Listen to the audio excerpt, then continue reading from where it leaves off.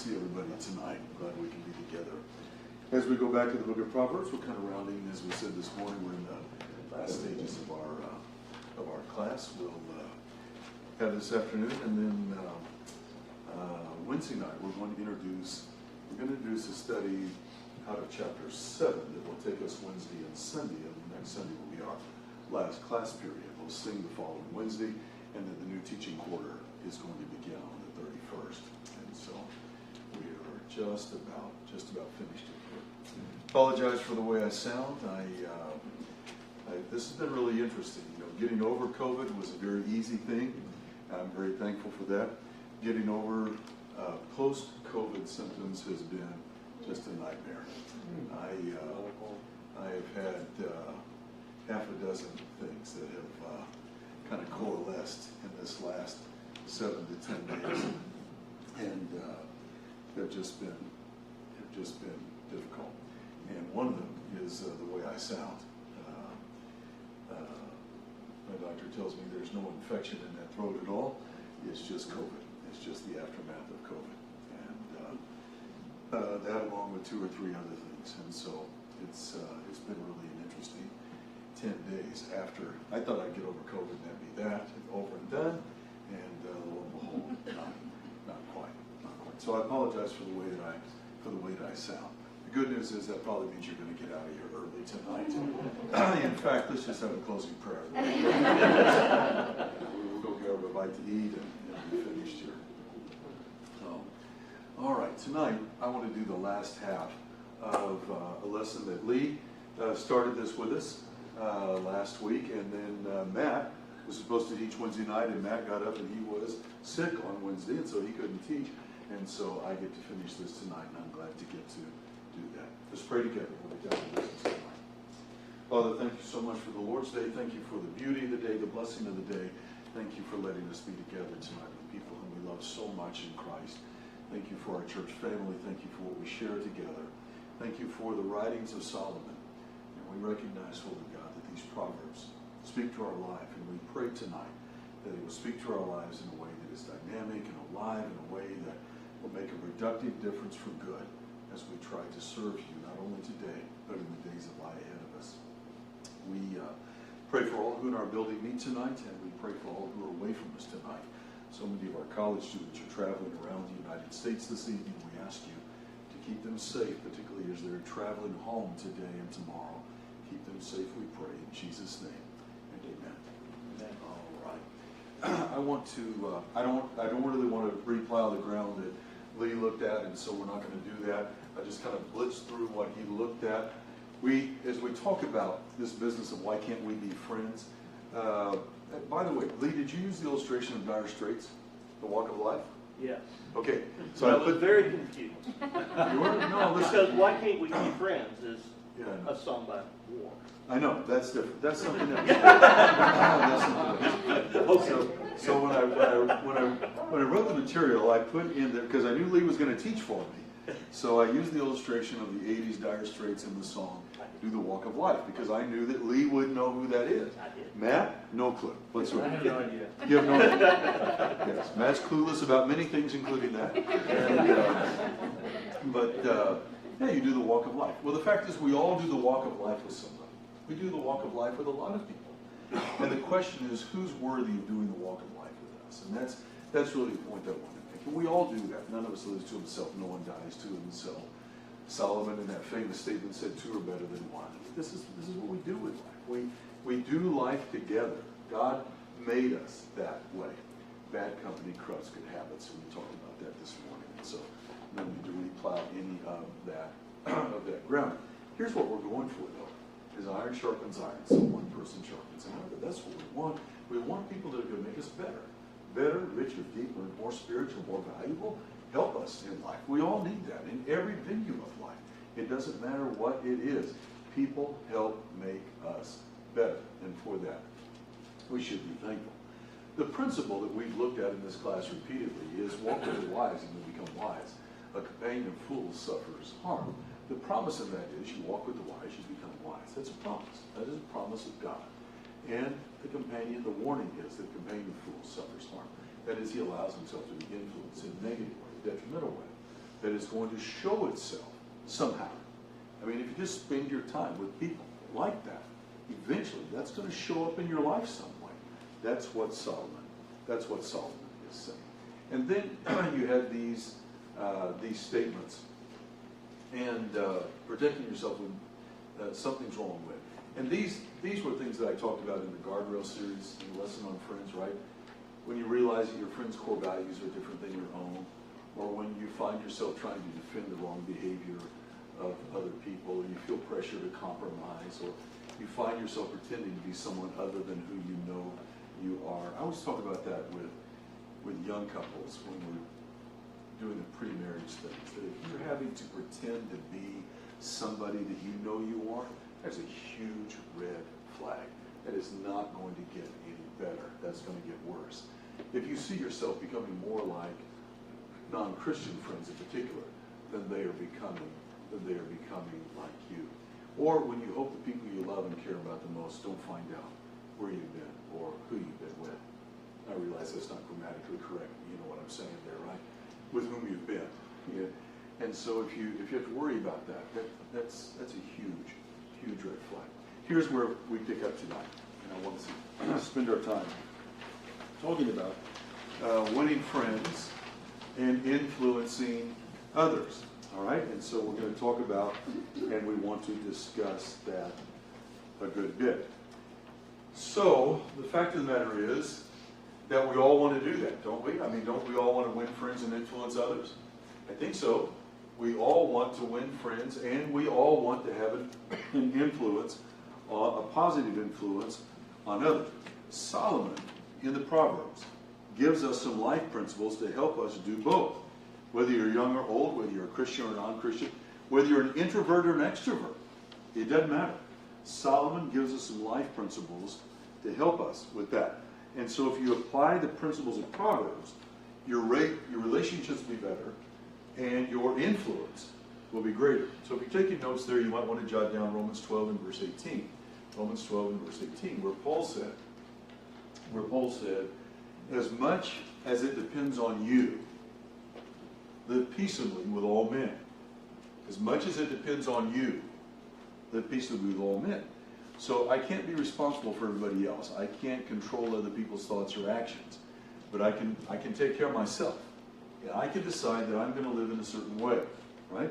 And so this is incredibly important that we try to win friends and have a positive influence on others. Now, there's a very selfish reason to do that. Can you think of any selfish reason why you would want to try to win friends and influence others? A selfish reason. This is for you and about you.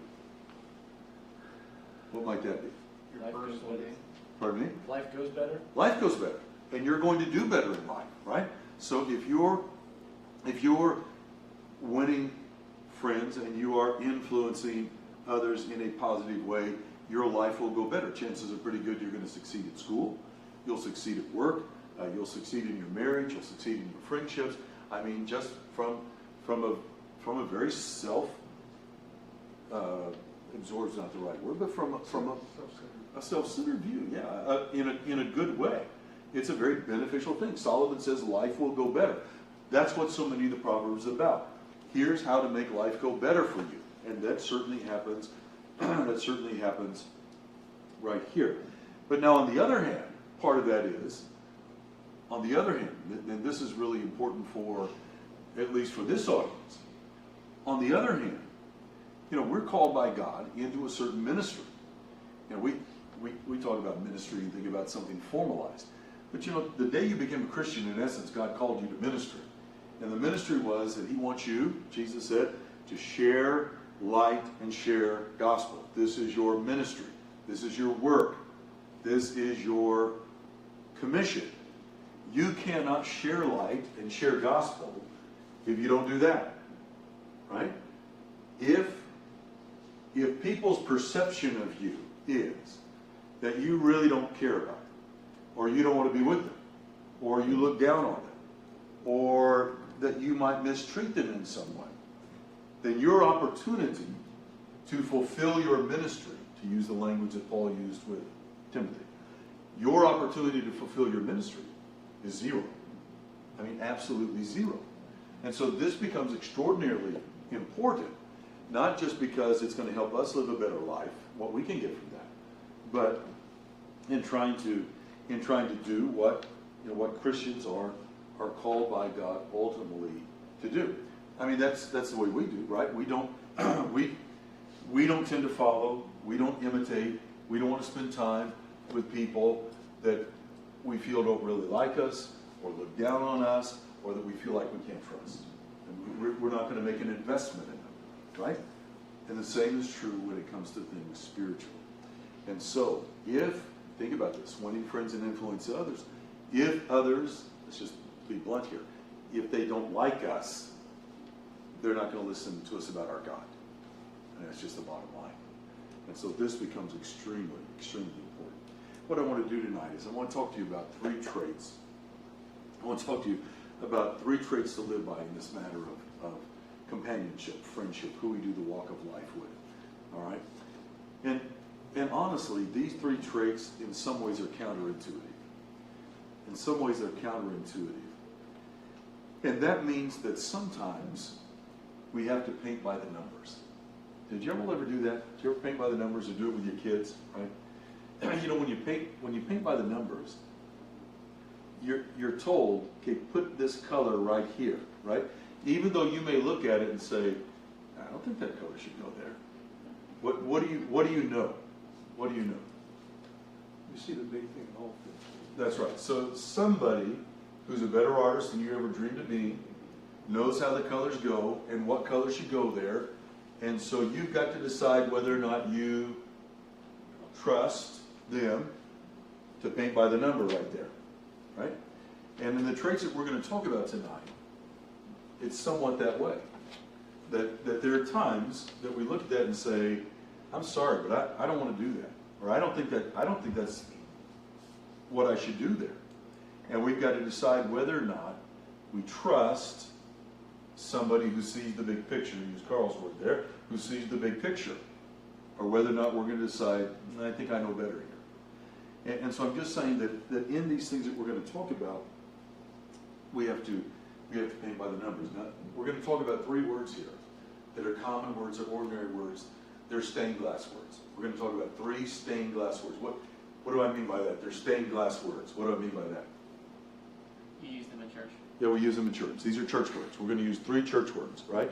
And they're words that I think sometimes, because they are church words, because they are stained glass words, we sometimes don't drill down and think about, because, for most of us, this has been our life, our environment, and so we hear certain words, and our mind already has it's already all worked out, right? But let's drill down a little bit. Let's talk about 3 church words tonight, stained glass words, about doing the walk of life with someone. Here's the first, and that's love. And that's love, and we have to start there. We have to start there, obviously. Here's the point I want to make about this. And if you're taking notes, this is on your sheet, and this is important. Biblical love is the most powerful relational magnet in the world. I don't know another way to say that. Biblical love is the most powerful relational magnet in the world. There is nothing that we could talk about these traits that have to do with friendship, relationship, companionship, that is any stronger than understanding and living biblical love. So, let me give you a couple of verses here to think about. Now, here in Proverbs 33 and 4, let love and faithfulness never leave you. Now, that first line is important because it conjoins 2 words. Love and faithfulness go together. But let's just take the love aspect. Let love never leave you. Bind love around your neck. Write love on the tablet of your heart. And then you will, that should be gain. You will gain favor and a good name in the sight of God and man. And so Solomon just says, look, here's a good beginning place. Whatever the Bible describes as love, you make sure you hold on to that. Because when you live that out, you'll not only have a good name, but you're going to gain some favor in the sight of God and in the sight of man. All right? Think about it. Think about some of the applications then. So, everybody has some realm of leadership. right? Everybody in this room, young or old alike, you've got a realm of leadership.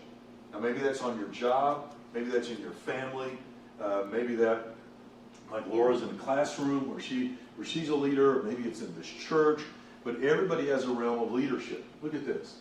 Mercy and truth preserve the king, and by loving kindness he upholds his throne. So when Solomon is writing to his boy, and he's saying, look, you want to stay in power, you want to have people love you, be loyal to you, you show them some loving kindness. You rule by loving kindness. Again, how many of us want to sign on, follow, imitate, be loyal to somebody who is dictatorial, who's a tyrant, who doesn't treat us well, right? And so even in leadership,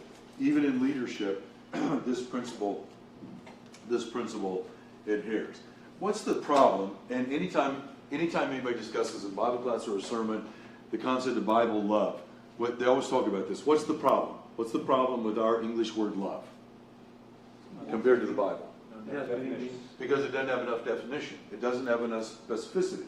So in the Bible, love is defined by a variety of different words, right? So in the New Testament, you've got 4 or 5 different words. But in the Old Testament, you've got a handful of words as well. But in American culture, we just use the word love as a very generic kind of thing, right? So I love this new restaurant that we found. Well, okay, we understand what we mean by that. But at the other end of that spectrum, our culture uses the word love sometimes interchangeably with sex. Talks about making love. Or a young man might say to a young girl, if you love me, you will let me do this. Or I heard a preacher say this once in a sermon. I have never been brave enough to say this sermon, and I never will. He was talking about it, and he said, or it's like this. We say it this way. I love my wife. I love my baby. I love my biscuits dipped in gravy. I've never said that publicly. I just did. Thank you to my math professor for pointing that out, that specificity of detail there. But here, we got a wife, we got a child, we got biscuits, we got gravy, and we're saying I just love them all the same. Well, they're just not.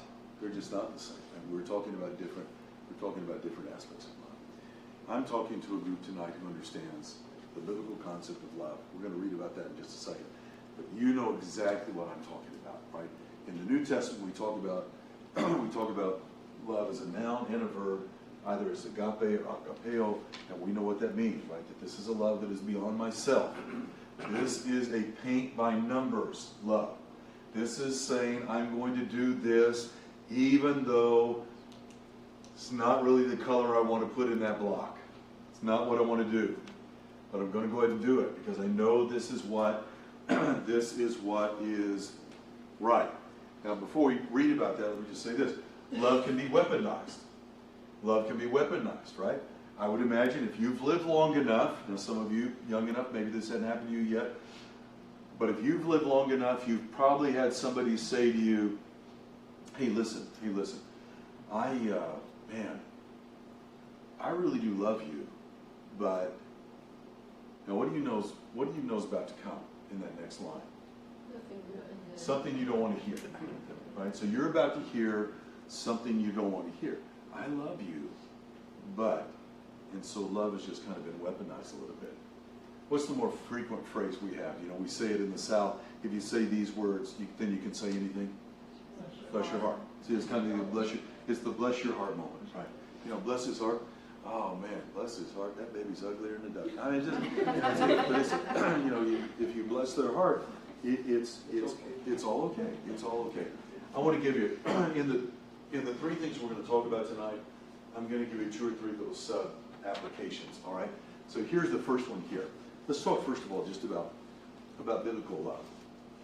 Look at this. This is out of 1 Corinthians 13. Love suffers long and is kind. Love does not envy. Love does not parade itself. It's not puffed up. It doesn't behave rudely.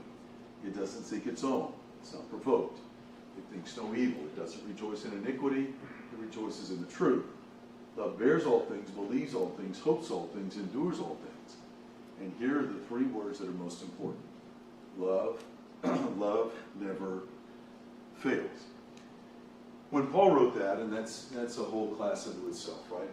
But when Paul wrote that, it's almost like he's saying, if you think about it with what we looked at out of Proverbs 3, it's almost as if God is saying, look, just apply that to a relationship.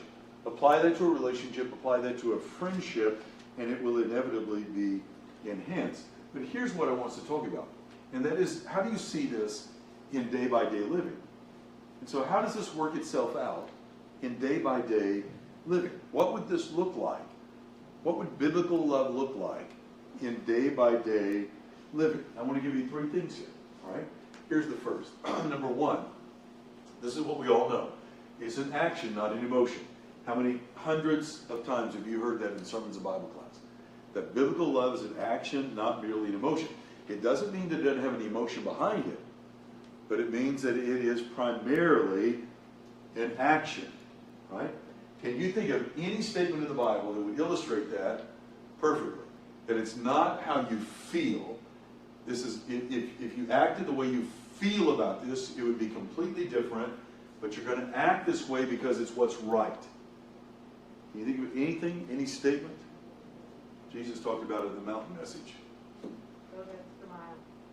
Going the extra mile. That's a great point, Lyndon. That is a good one. That was what he was talking about. Turning the other cheek.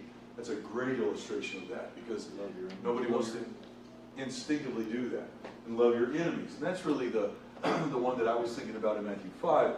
I say to you, love your enemies, bless those who curse you, do good to those who hate you, and pray for those who spitefully use you and persecute you, that you may be sons of your Father in heaven. Well, why? Well, because that's what he did for us. He makes his sun rise on the evil and the good, and he sends his rain on the just and on the unjust.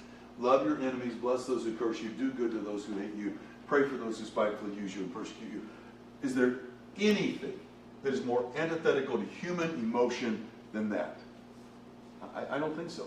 I've always said, and I believe this, maybe it's just for me, I think that's the hardest command in the Bible. I think it is, just to me, it's hands down the hardest command to obey in the Bible. And what you have to do with that command is decide whether you will paint by the numbers or not. Because emotionally, if you just follow your emotions, nobody's going to do that. And so biblical love in the real world is an action, not an emotion. So we all understand that. We've had that conversation 1,000 times. How about this? Secondly, it gives more than it gets. Biblical love gives more than it gets. Biblical love gives more than it gets. And that's a challenge unto itself, right? Because we've got, as human beings, we have almost an instinctive, natural, internal calculator. And we kind of like for things, when it comes to giving and receiving, we kind of like for things to be what? Yeah, in balance. We want them even. We'd like to be a little bit ahead. But we've got this internal calculator where we really kind of want things at least to be even. We tend, whether we would acknowledge it or not, but let's just go ahead and acknowledge it because we do it, we tend to keep score. And it's just something instinctive with this, something natural with this. We tend to keep score. And yet, ladies and gentlemen, what biblical love is saying, that it gives more than it gets, is that we are refreshed by others who pour into our lives. Right? Everybody in this room, I'll guarantee you, you can think of somebody who has gone far out of their way for you. And as a result of that, and they've done things for you they didn't have to do. They didn't have to do them. They were under no obligation. But they did them because they cared about you or loved you, or they wanted to bless your life in some way, and we're refreshed by that. And biblical love says, I want to do that for others as well. And so I want to pour out into the life of others. That's, the Bible calls that generosity. It's just generosity. The ultimate example of that is God, who loved us first, who took the first step, who said, what can I do for these people? We talked about enemies a minute ago. What does Romans 5 say? While we were still what? Sinners. Christ died for us. We were his enemies. He died for us. And so here you can put those two principles together. It's an action, not just an emotion, and it gives more than it gets. Now, in the book of Proverbs, here's a passage that speaks of that. A generous soul will be made rich, and he who waters will also be watered himself. The people will curse him who withholds grain, but a blessing will be on him who sells it. Now, there's a cultural principle. This last sentence is a cultural principle for that day and time. In times of famine, people who hoarded what harvest they had so that they could jack up the price, they were cursed, right? But look at the first sentence. That's our point tonight. That he's saying, look, a generous soul will be made rich. He's not saying that God's going to make direct deposits into your bank account of that. He's saying you get something out of that. And the person that you refresh gets something out of that. The one who waters will be watered himself. That is, you get a benefit out of that. I tell you, people who've never learned to be generous or big-hearted or big-spirited toward others, I feel sorry for them. I feel sorry for what they are missing in their life. God made us in certain ways, and he made us in such a way that when we are generous toward others, open-handed, big-spirited, open-hearted toward others, we get a blessing out of that. We get a blessing out of that as well. And then third, biblical love doesn't take advantage of relationships or friendships. Biblical love doesn't take advantage of relationships or friendships. I didn't put this on your sheet, and I should have. I should have put it in a little text box if you want to write it down. What that means is that it doesn't use people. It serves people. It doesn't take advantage of relationships and friendships. In other words, it doesn't use people. It serves people. So, again, just being real honest here. Again, if you've lived long enough, and you've kind of enlarged your circle of acquaintance to a certain point, you probably have somebody in your circle of acquaintance that about the only time they ever reach out to you is if they want something or they need something. The only time they call, the only time they reach out is after, when you see the name, the caller ID, you know that when we get past the pleasantries, how you doing, how you been, how are the kids, you know there's going to be something put on the table that they want. And you know what, for most of us, we're okay with that. I gotta tell you, that just doesn't bother me much. That just doesn't bother me much. Because I don't know what's going on in their life. I don't know what their needs are. I don't know what their challenges are today. And if I can be of help to them, then I'm glad to be of help to them. I'm more than happy. I'm more than happy to do that. So I'm happy, listen to me carefully now what I'm about to say. I'm happy to help that person. But I don't want to be that person. And that's the difference. And so biblical love doesn't take advantage of those kind of relationships. In Proverbs 25:17, Solomon said, "Seldom set foot in your neighbor's house, lest they become weary of you and hate you." And that's what we're talking about here. Somebody who takes advantage of the friendship and the relationship for only what they can get out of it. And so let me say that again. I don't mind helping that person. I really don't, because I don't know what they're going through. I don't know everything in their life. And so if I can help them, I'll be glad to do that. I just don't want to be that person. I just don't want to be the person that ends up being like that. And so, love is the first. And I got to tell you, biblical love requires that sometimes you have to pay by numbers. It's not what you would choose. It's not what you would want. It's not what you really want to do. You don't want to be that person, but sometimes you're going to live that way because it's just the right thing to do. And I got to tell you again, let's be real honest here again. For those of us who've been around for a while, who have some life experience, we've all had people who've done that for us. Who when we really didn't deserve it, they've loved us anyway. And they've helped us when we had no claim to make on them whatsoever. And sometimes there are people who just moved heaven and earth for us. because they loved us. And we ought to thank God for those kind of people. Absolutely. Here's word number 2. Dependability. Dependability. Now, dependability is not a church word, and that's not a stained glass word, but what's its synonym that is? What's a synonym for dependable? Faithful. That's the church word. That's the stained glass word. Yeah, it's faithful. So let's go back to this verse we looked at a minute ago in Proverbs 3, 3, and 4. Let not mercy and truth forsake you. Love, and I'm sorry, that should be a different translation. The newer translations say, let not love and faithfulness forsake you. Let not love and faithfulness forsake you. So faithfulness is tied with love there. So take faithfulness, bind it around your neck, write it on your heart, because when you're faithful, you'll find favor and esteem in the sight of God and man. A faithful person finds esteem in the sight of God and in the sight of man. That's important. That's extremely important in relationships. Let's talk about that for just a minute. Faithful and reliable. Now again, the quintessential example of that is our God. We understand that. Who is always faithful. God always keeps his word. He always does what he says he's going to do, right? And so you've got this New Testament passage. In God there is no variation, no shadow of turning. And so what he says he does. Titus 1 and verse 2. God cannot lie. So if anybody ever asks you, is there anything that God can't do? Say, yeah, he can't lie. He's faithful. He's a faithful God. That's not our point, is it?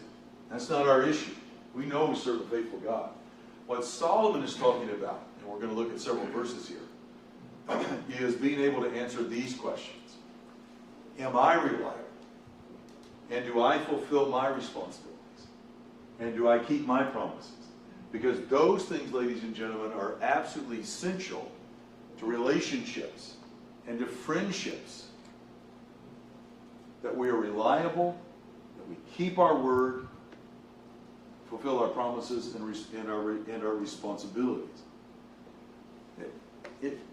If I were to ask you, give me an Old Testament example of somebody. Give me an Old Testament example of somebody who lived the entirety of their life. The entirety of their life in the Bible is lived in the public eye, and never once were they unfaithful to their obligation, life, or friends. Who could you think of? Joseph would be one. Joseph to me is a little questionable because he was kind of snotty with his brothers. Let's just be honest. He was uppity with his brothers. Daniel is what I'm thinking of. Daniel is the entirety of his life in the public eye, and there is never a mark on Daniel. Not one single mark on Daniel. He was faithful. What was the upshot of Daniel's faithfulness? What happened to him? I mean, he climbed the ladder of success in every way. In every way. And he was so faithful. He was so faithful in serving the king and in keeping his responsibilities, keeping his word, doing what he said, that his enemies finally said, look, if we're going to find anything that we can do to this man, it's going to have to be in his service to his God. Because when it comes to being faithful in what he does, he's just without a flaw.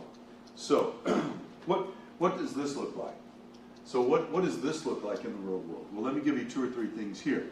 What does reliability, dependability, faithfulness look like in day-by-day living? Well, let me give you 2 or 3 things here. Number 1, that would mean that it's slow to make a promise. I don't mean by that it's indecisive. That's not what I'm saying. I'm saying that faithfulness means that you don't make commitments until you are sure that you can follow through. Now, maybe there's an extraordinary circumstances that arises. It's out of the ordinary that makes it so you can't. But by and large, ladies and gentlemen, the principle is this. It is a snare for a man to devote rashly something is holy, and afterward to reconsider his vows. In other words, Solomon said, look, think about what you're going to promise. Think about what you are going to promise. And so we need to be slow to make promises, because God hears those. God hears those. All right.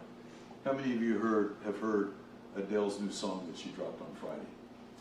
Have you all heard that? I have. I love Adele. I've got, on my phone, I've got her previous 3 albums, 19, 21, and 25. What do those correlate to? Her age. When she recorded the album, the new one's going to be 30. And so she dropped her new song on Friday called Easy on Me. You know, it's just despicable. Not because there's anything filthy in it, but she's trying to explain in this song to her 9-year-old son, this is for the future, when her 9-year-old son is grown up, why she divorced the boy's daddy. And in the song, what she said was, I had good intentions and the highest hopes, so go easy on me. I was still a child, didn't get the chance to feel the world around me, had no time to choose what I chose to do. She was 25 years old. So I'm not buying that. I'm just not buying that. And a pretty song and a beautiful voice don't mean that God's going to look at that and say, oh, I'm sorry, well, you get a pass. You're okay. Now Solomon says, look, think about. We all need to think about what we're about to promise, because God hears these things, right? What did Solomon say in Ecclesiastes?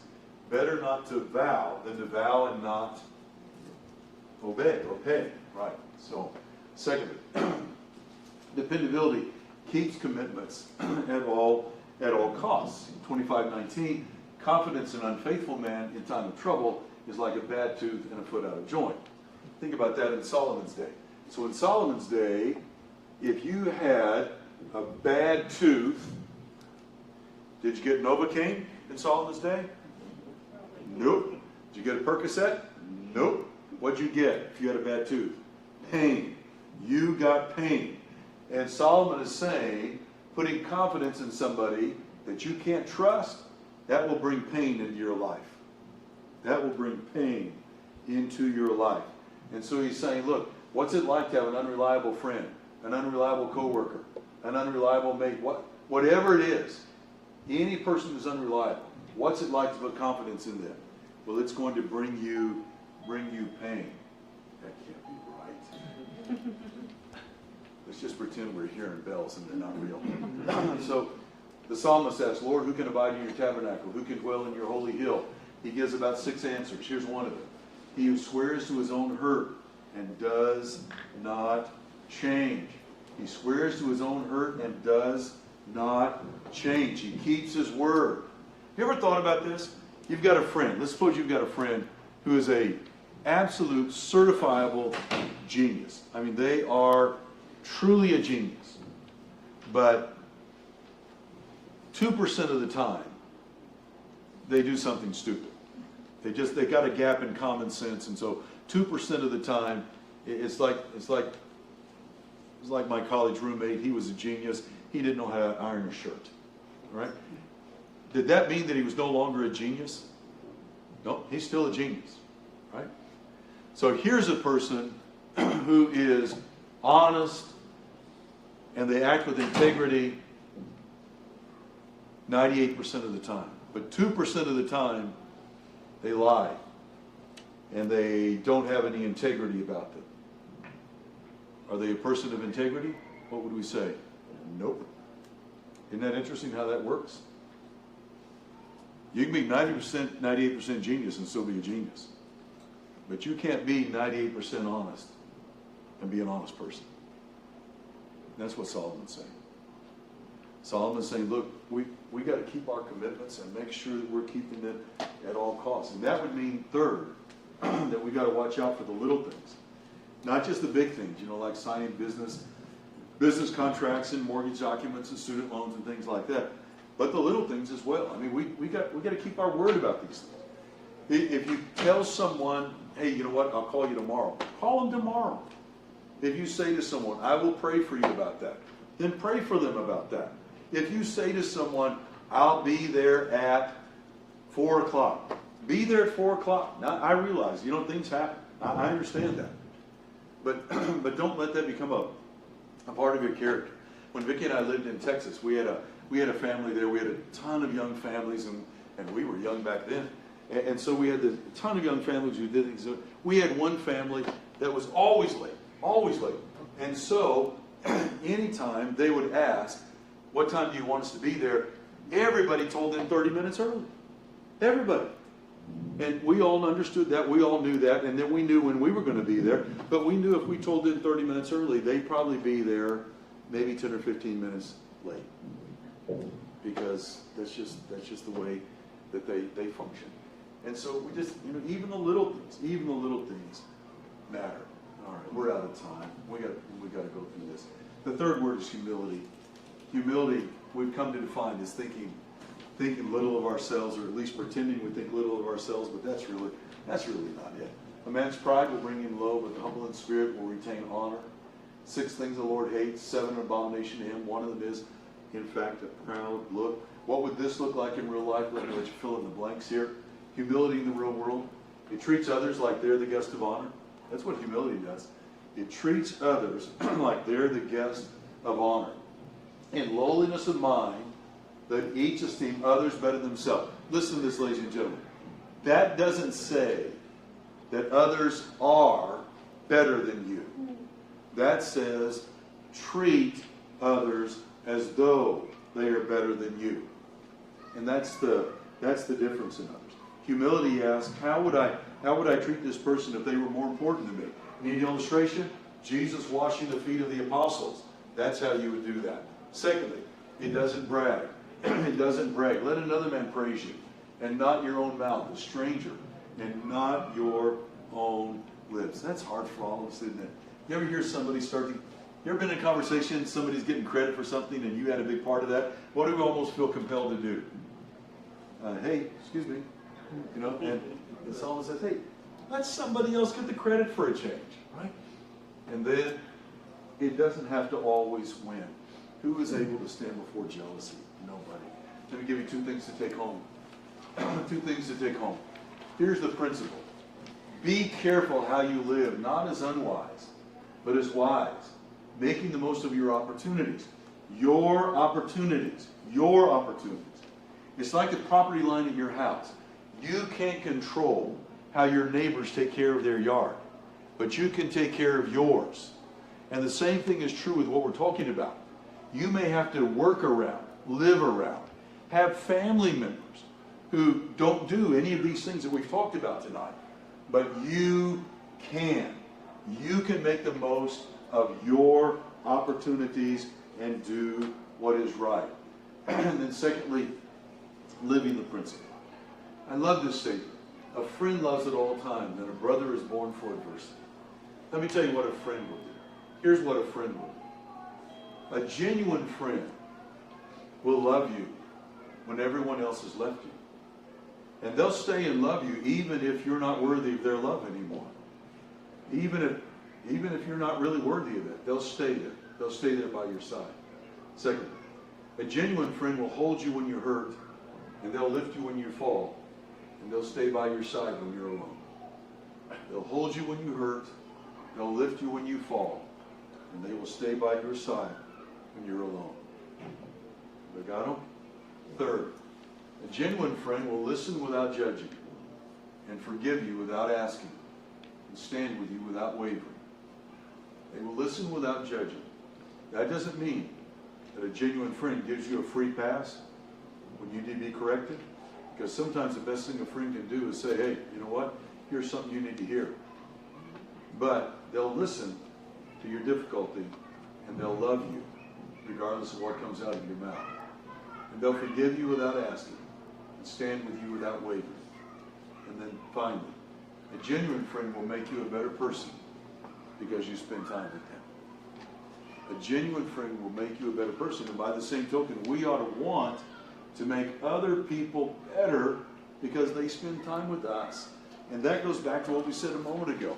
It can't be a relationship where we're just taking and not giving. Well, you know that whole business of dependability and reliability? I told you were getting out of here early tonight. And I blew that out of the water, didn't I? Thank you all for your help tonight very much.